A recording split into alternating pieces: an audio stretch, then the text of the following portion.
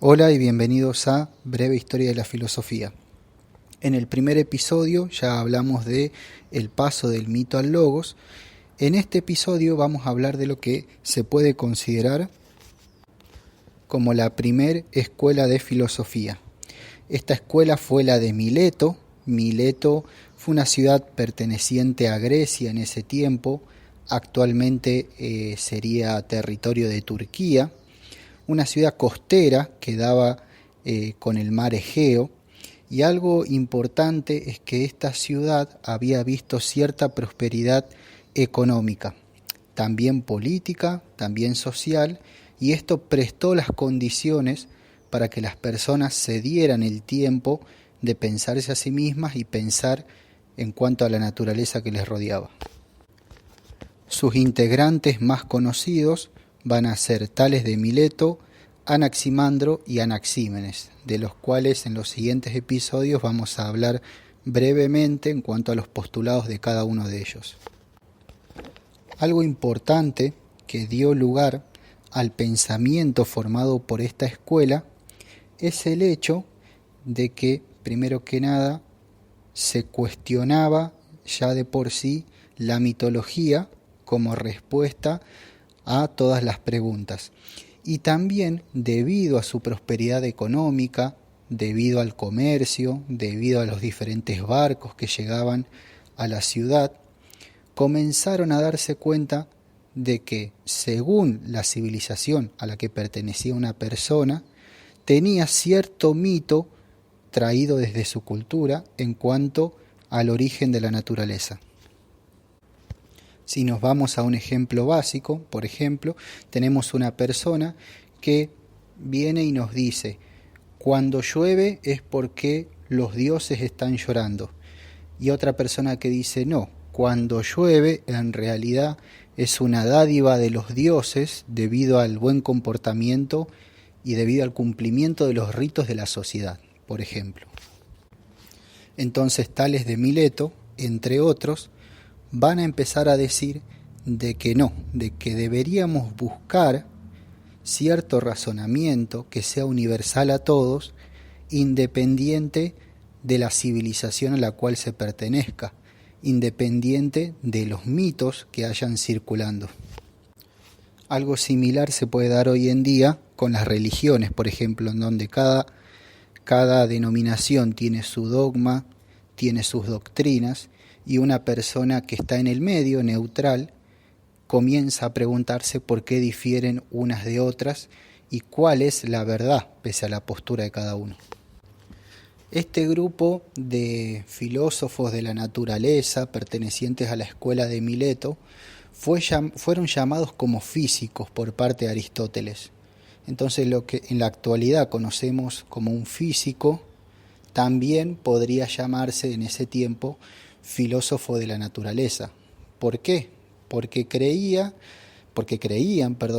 que la naturaleza tiene la posibilidad de ser medida, de ser predecida, es decir, según ciertos fenómenos podemos predecir que mañana va a llover, podemos predecir cómo va a ser la cosecha durante este año. De hecho, ya lo mencioné en el primer podcast, Tales de Mileto hizo algo muy curioso. En el año 585 a.C. predijo lo que sería un eclipse. A su vez también Tales de Mileto se dice de que trajo por primera vez a la ciudad de Mileto el conocimiento en cuanto a las matemáticas y la geometría.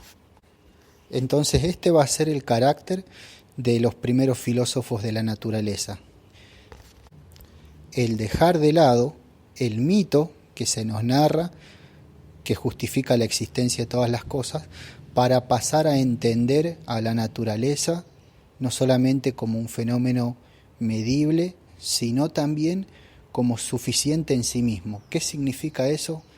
Que no necesariamente hay que darle una explicación de cómo se originó o quién lo creó, sino que simplemente existe por sí mismo, es suficiente por sí misma.